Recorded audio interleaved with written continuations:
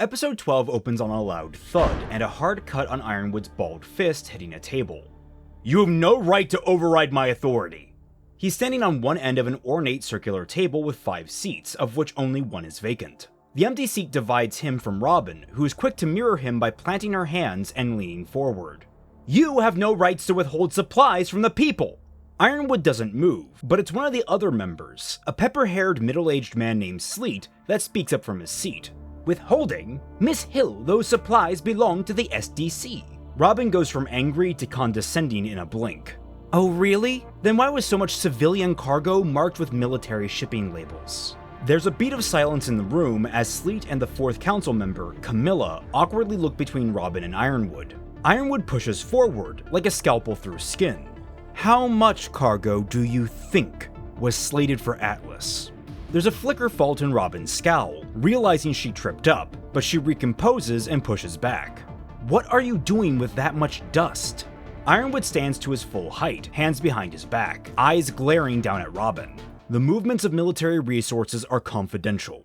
Robyn doesn't back down, jutting forward as far as she can with the table in the way. Then why wasn't this done through military channels? Why is this being done through a civilian transport company?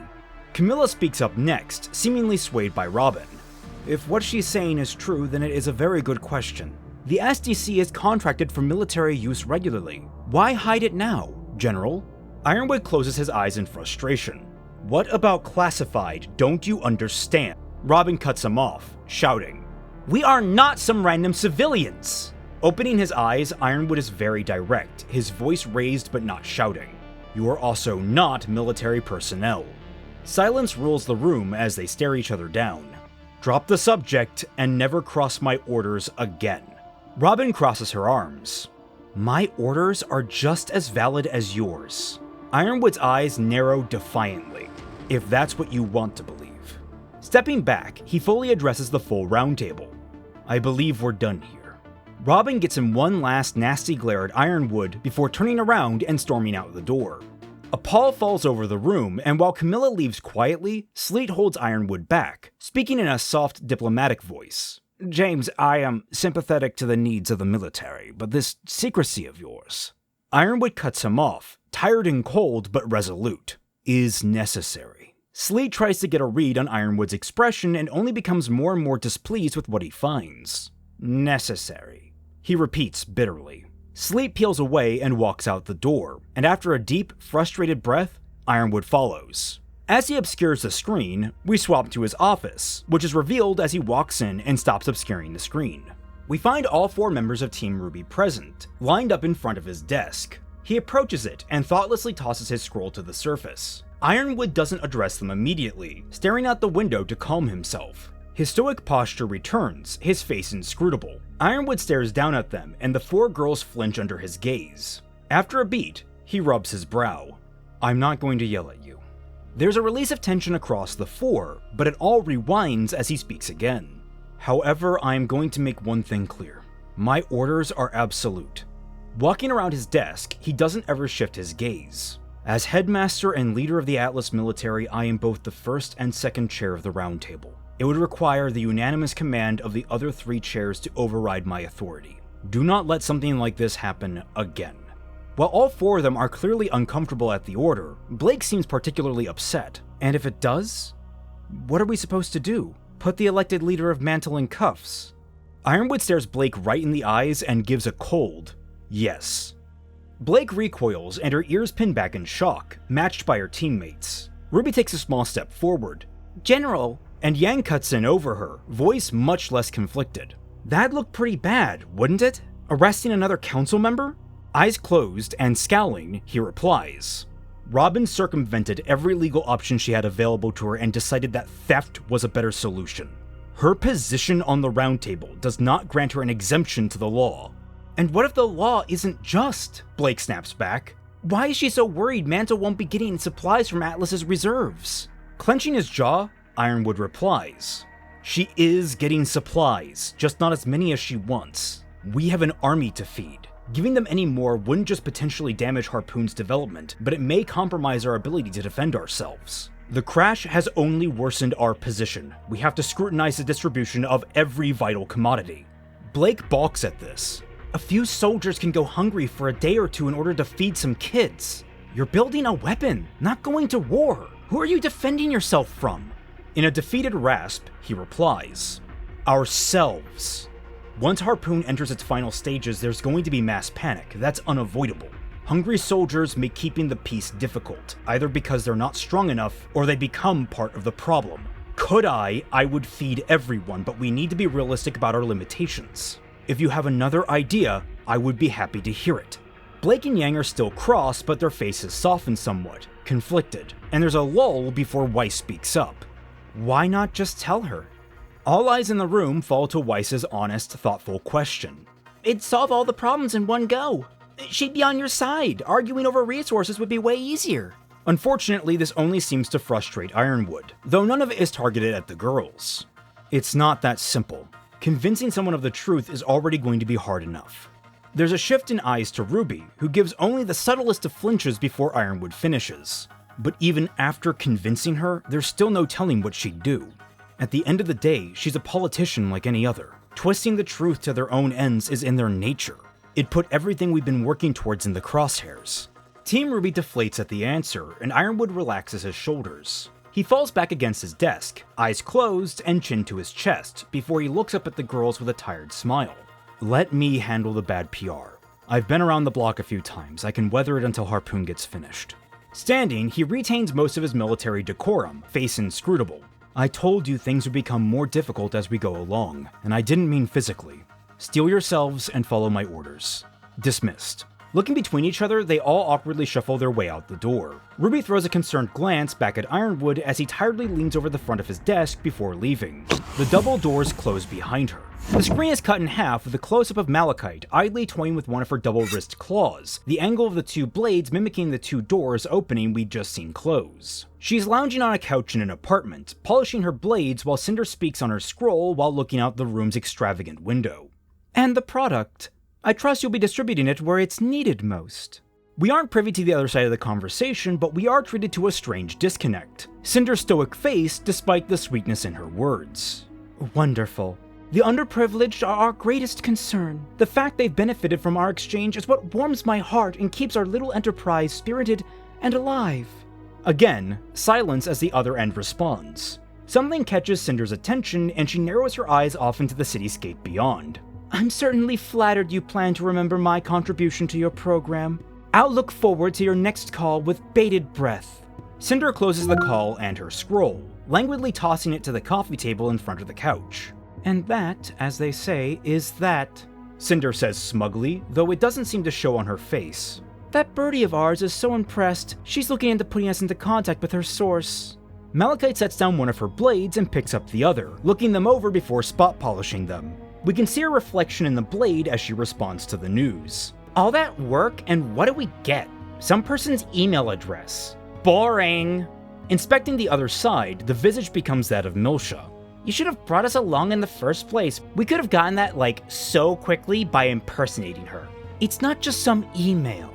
Cinder scowls. A source that close to Ironwood is everything. We get them, we get into the academy. We get into the academy, we get everything we want. Malachite looks away from her blades to glare at Cinder, bitterly replying, assuming this isn't some kind of trap, for all we know that Hill Lady is walking us right into one. How do you know she's not playing you like you're playing her? Now it's Melanie's reflection that mirrors Malachite's glare at Cinder. You're more naive than expected if you think you're the only smart person playing the game. A voice cuts through the air, alarming both women immediately. That is where I come into play. Their eyes snap to the side, where Watts is admiring the bowl of fruit on the table near the entranceway, picking up an orange and looking it over. I would make a comment about the mighty falling, but that implies there was far to fall. Cinder's expression goes from 0 to 11, the rage exploding off her as her grim arm thrashes about wildly, gouging the nearby wall. Cinder grips that shoulder with her human hand to still it, and hisses out towards Watts. How did you find us? Finding the orange uninteresting, he polishes the skin against his coat and starts tossing it to himself. You pretend like it was difficult. An entire cargo ship. Gone. A brick to the head would have had more subtlety. Cinder takes a step forward, raising her blade. This is my operation, not yours. If you don't like it, you can leave. With a casual cock of his head, Watts flatly replies, "Actually, it's not. It's my operation." Cinder squeezes down on her shoulder to control her twitching arm and somehow scowls harder, locking firmly onto Watts. "Malachite, if he's not gone in 3 seconds, kill him." Watts stares back at Cinder, unimpressed, and waves an idle hand in Malachite's direction, just as Malachite croaks, "We're a little busy!" Cinder chances a glance and is surprised to see Malachite standing, arm blades at Tyrion's throat and a heel blade at his chest, while Tyrion has done much the same to her with his arm blades and tail, the two locked into an impressively fervent stare-down. Tyrion turns his head towards Cinder with a manic grin, letting the blades glance against the aura at his neck. "Ooh, this one's sharp," he coos, nodding towards Malachite. Then he shifts his torso to scratch against the heel blade. "And this one is too!" "Cinder, who is this guy?" Malachite, by way of Melanie, asks. There's a shift and it's Milcha that says, "Are these people friends of yours?" Cinder ignores the question and turns to Watts with a growl. This actually prompts Tyrion to look back at Malachite with some level of sympathy. How rude of her! Tilting his head back, he speaks loudly over at Cinder. "These young ladies asked you some questions!" In a flash of movement, the two, or three, break apart, clashing blades before returning to a fresh locked position with each other. Excitedly, he looks back at Malachite with a cheery smile. "Allow me to introduce myself. I am Tyrion Gallows. Think of me like Cinder's fairy god-uncle." Malachite's dangerous expression relaxes a touch, and she actually turns to glare at Cinder. At least someone here has manners. Tyrion bobs his head emphatically, crying crocodile tears. "I have only myself to blame. I raised her so wrong." Cinder's eyes bulge in rage as she hisses, "Would you both shut up?" Both Tyrion and Malachite gear up for a retort, but a miffed Watts speaks over everyone. "As I was saying," walking further into the room and pointedly walking past Cinder's blade, Watts arrives at the window. "The airship was sloppy, even for you. Were it not for my timely intervention, you would be the most wanted person in both cities. And all for what? A single mole? And here I thought I'd seen your lowest after Beacon." Cinder turns and watches him, but makes no move to stab him. Yet. "Do you have a point?" "Several, actually," Watts replies, looking back at her over his shoulder. Returning his view to the city outside, he elaborates. "Your actions, disruptive though they may be, are not mutually exclusive to my goals. In fact, I found a way to make them a boon. But I cannot have you running around making amateur mistakes, so allow me to make this clear." Watts turns around, his form small next to the wall-sized window, the city stretching out before him. "Atlas is mine, and I will not have you getting in the way." This is punctuated as he crushes the orange in his hand. Cinder's rageful expression shifts, a touch of smug crawling onto her scowl as she thinks she's found a weak point. "Yours? Isn't there someone you're forgetting?" The remark doesn't even make Watts blink. Cute, but we both know that's not what she wants. Glancing to Tyrion, Cinder remarks, "I'm surprised you're not angrier over the way he talks about her." Watts cuts in. "That's because I'm not talking about her. I am speaking for her." Drawing a scroll, Watts hits a button and tosses it to the floor. After only a second, Salem's voice comes crawling through, like snowy tendrils across the room. "My dear Cinder, my errant child, do not think that I have forgotten about you. I would never abandon someone so precious, but your performance has been found wanting. I have great faith in you, in everything you are to accomplish, and I wish to see that greatness nurtured. So our wonderful Dr. Watts has agreed to mentor you, to provide the growth you need. Do as he says, and do not disappoint me again." The recording ends and Cinder is visibly shaken, her furious face roaring with panic over which will stay. Through wavering lips, she hisses, "It's fabricated." Tyrion is quick to correct it with a manic chuckle. "Oh no, it's very real. I was there when it was recorded." Cinder's grip slips and her sword falls to the floor, shattering as she drops to her knees. Watts picks up his scroll and returns it to his pocket before walking past her. "Worry not. I promise you'll find yourself worthy of her praise by the end of our collaboration." He makes his way to the door before realizing Tyrion is not beside him. Tyrion, we can arrange a playdate later. Both clearly disappointed, Tyrion and Malachite clash one last time before throwing themselves away from each other. Once rejoined, Watts opens the door and states, "We'll be in touch," before exiting. Just behind him, Tyrion waves to Malachite with a "Toodles!" Malachite waves back cheerily as the door closes. Cinder, meanwhile, has her fingers dug into the room's carpet in panic.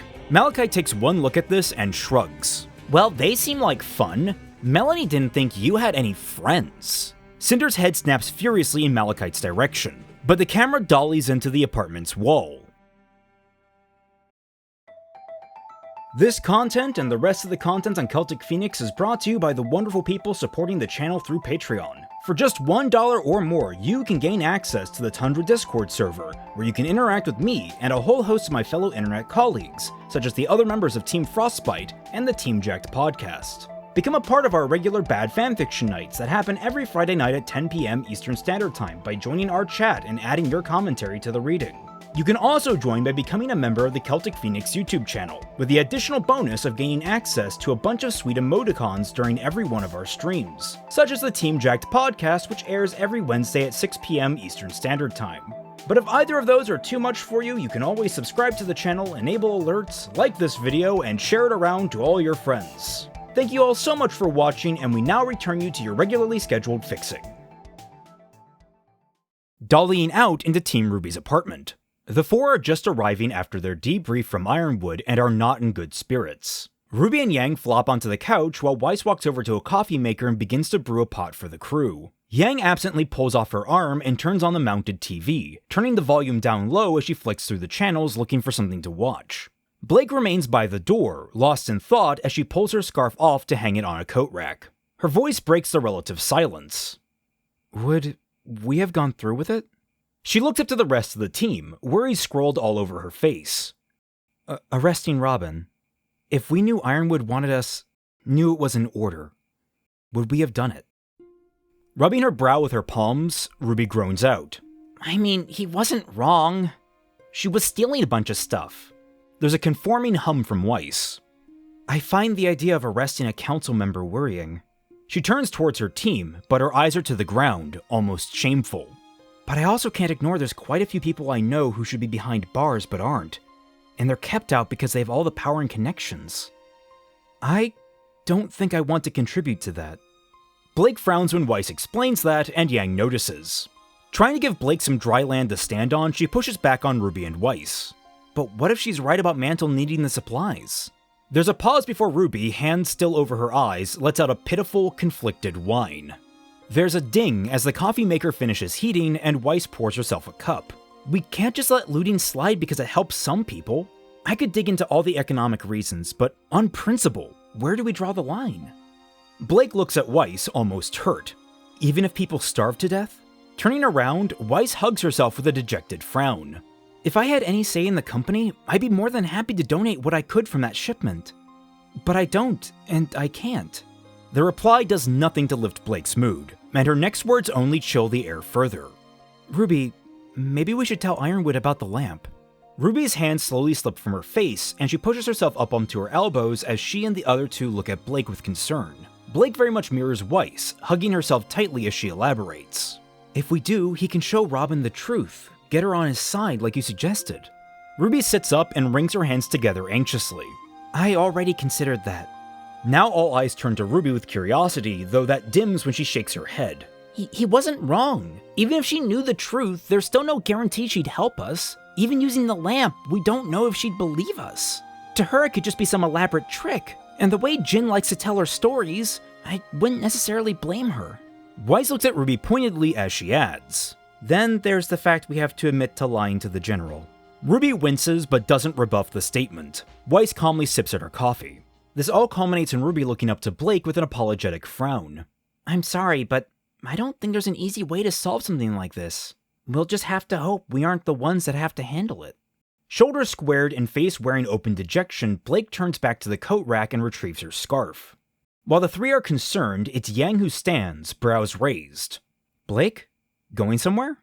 The words carry with them an unspoken, "Are you okay?" Blake redons her scarf and replies, "Yeah, I think I'm going to go read in the library." Blinking, Yang steps forward. "Oh, I'll come," and Blake cuts her off. "No, I need to think. Alone." Opening the door, she steps out. "Don't wait up for me." The door closes, leaving the other three in silence, save for the quiet murmur of the TV. Face falling, Yang barely looks over her shoulder as she says, "I think I'm going to go out too. I'll see you girls when I get back." Grabbing her jacket and leaving her arm behind, Yang walks out the door and closes it behind her. Ruby and Weiss look at each other, both concerned. After a moment, Weiss sighs deflatedly before asking, "Do you feel like going out?" Ruby shrugs honestly. "Not really." Weiss manages a small smile. "Pizza?" And Ruby smiles back appreciatively. "Pizza." We cut to a sign hanging from an Atlesian pizza parlor before the camera pans down. Crow and Clover walk down the sidewalk past the entrance. Crow is laughing, and Clover is telling a story excitably, gesturing with his arms and wearing a wide smile. "So now I'm running for my life from this badass Mastodon Grim, right? My teammates nowhere to be found. This ice gully seems endless, and that monster is pissed. And suddenly, the gully just stops. A great big wall of ice for a dead end. I turn around and see the Mastodon charging me, and he knows he's got my number. I cast my hook out in the overhang, think maybe I can somehow swing past it and keep running the other way, but when I pull, the ledge suddenly gives way and the whole side of the gully collapses in a small avalanche right on top of the Grim. I was completely unharmed, and with the Mastodon pinned, I was able to finish it off right then and there." Crow's still laughing and chortles out, "You had no idea what the hell you were doing." Shrugging smugly, Clover agrees. "Obviously, but somehow when we got back to base, everyone was convinced I'd done it all on purpose. Got another commendation and everything, another plume in my cap for not getting trampled." Crow is half amused, half bitter as he says, "You really do just have all the luck. I just wished my semblance worked for me half as well as yours does. Closest I ever got was almost knocking my sister off a roof when she was trying to cut my head off." Clover waves a warm hand his way. "Well, there you go. That's something. It worked, didn't it?" Crow rolls his eyes. "Yeah, because I was the one that fell off the roof." Clover laughs and slaps Crow on the back as the tone sobers. "Sometimes luck just works in weird ways. I never quite know how my luck's gonna turn out. Contrary to popular belief, my semblance kinda has a mind of its own." Crow's amusement quickly simmers into bitterness. "Wish I could say the same. My semblance is a one-track mind. Screw me over." Humming, Clover crosses his arms. "You can't tell me that all your life you've only had bad luck though, right? I mean, what? The last few months haven't been that bad. I've seen you on missions, you've been having a good time. Dare I say, I've even seen you smile." Clover throws an arm over Crow's shoulders and he's quickly pushed off with a mirthful grumble. "Unless you think meeting me has been bad luck." Crow gives him a good shove with a smile. "Knock it off, you obviously don't count." Growing more somber. "Or at least nothing bad has happened yet. Sooner or later, something will happen and ruin it, just like every other relationship I've ever had." They come to a stop at a road crossing, and Clover takes a moment to close his eyes in thought before replying. "You know, good fortune didn't stop my first boyfriend from breaking up with me." And his shoulders start to sag with each addition. "Over text, on my birthday, and hooking up with my best friend at the time." Crow's brows furrow as Clover becomes even more somber. "It didn't help me save my mom from a saber wolf, and it didn't stop me losing my crew during a training exercise." Opening his eyes, the light turns green and the two begin to cross the road. Some warmth seeps back into his words as he adds on more examples. "But you know, if none of that had happened, I might never have become a better judge of character, or learned how precious our time with our loved ones really is." The smile becomes even more full, even though a bit of sadness still lingers. "Even the exercise, if it weren't for that, I'd have never been assigned to Mentor 32 or come to understand the way Ironwood is trying to save the world. I'm proud of those kids. I wouldn't trade them for anything." Crow slows as they reach the curb, deep in thought. They stop, and Crow finally looks up into Clover's eyes. "I know what that feeling's like." Clover leans into Crow conspiratorially. "You see, luck is just a matter of perspective. If you've got something to be thankful for, you're lucky." Crow ponders this with a fond expression, and Clover wraps his arms around his shoulders again. "As for us, we're huntsmen. Every day we can wake up in bed alive and well is lucky. Today is not that day." Stepping apart, Clover opens his arms smugly and points to a nearby street pub. "And today, I choose where we eat." Crow immediately frowns, glaring at the pub sign. "Clover." Clover is already behind Crow, pushing him to the door. "Come on, you can handle it. It's my treat this time anyway. Neon tells me they have a killer battered cod." The upscale pub is pretty busy, with packed table space and a partially filled bar. The two stand near the entrance, searching out for a place to sit when their eyes fall upon a shock of yellow hair among the bargoers. Clover points it out, asking, "Hey, is that your niece?" Crow immediately locks onto her, and affirming it is, he sags and watches Yang tuck into a drink. Over with Yang, she stares at her glass, idly giving the liquid a swirl. The two men walk up behind her, taking seats on the stools to either side, surprising her. Crow offers a sad smile. "Aren't you a little young to be in here?" Yang looks at her glass, expression unchanged. She puts it down with a shrug and the tweak of a smile. "Atlas has a lower drinking age than Vale. My age is finally just right for this kind of thing." She takes a sip for emphasis, though there's a moment where she's setting the glass down that she becomes genuinely mindful of Crow's presence, glancing over at him worriedly. Crow, meanwhile, has settled onto the stool fully, elbows on the bar. "Hope you don't make a habit of moping in bars. I can't have been that bad of an influence on you girls." Yang shakes her head. "You weren't a bad influence at all." Crow shoots her a doubting look as the barkeep approaches. She relents with a roll of her eyes. "Okay, so maybe a few bad habits here and there, but you were better than I know you think you were." The honesty genuinely touches him. "I'll take that to the bank." The barkeep approaches them, and Clover quietly orders for himself and Crow while Crow keeps his focus on Yang. "Mind telling me why you're moping in here?" Yang stares down at her drink. "We got chewed out by Ironwood." Clover nods in immediate understanding. "The cleanup of the crash site, right? Heard things got complicated." Her brows pop up in emphasis. "You could say that." The barkeep returns with Crow and Clover's drinks before walking away again. Yang continues. It's a lot. I never thought we'd get wrapped up in politics, but when you're trying to save the world..." Crow leans back. "World tends to get in the way of us saving it." Yang nods absently and raises her glass to cheers with both men. The three take a drink and sit quietly for a bit. "The other reason I'm here is because of Blake." Yang finally starts again. Crow motions towards her with his glass. "Why? Did she do something again?" Yang waves a dismissive hand his way. "Oh no, sorry, we're good. I didn't mean it like that, it's just..." Yang lets her forehead fall against the rim of the glass she's holding. "She's just doing her own thing." Clover chimes in, confused. "Is that a problem?" Yang's shoulders hunch, quick to reply. "No!" But the defiant energy fades. She sighs and her shoulders sag. "Okay, sort of. I mean, it's not a problem, but she just ran off when we were talking about everything. Like she wanted to avoid us. Avoid me. I'm worried she's backsliding and she'll leave." Crow nudges Yang supportively. "You really think that?" Yang slams down her drink and cries. "Yes, of course I think that. That's what she does when she gets confused. And she's confused right now. Heck, I'm confused." Extending a finger towards Clover, she tacks on. "Your kingdom's kind of messed up, man." Clover shrugs casually. "Name me a place that isn't." Crow rests a hand on Yang's shoulder. "Don't you think that's a little extreme? It's pretty normal for people to want to be alone to think things through." Yang's head falls to the bar, her voice muffled. "I know that, and that's why I'm so pissed. Where's the line? Am I being pushy? Is she being evasive? I can't tell."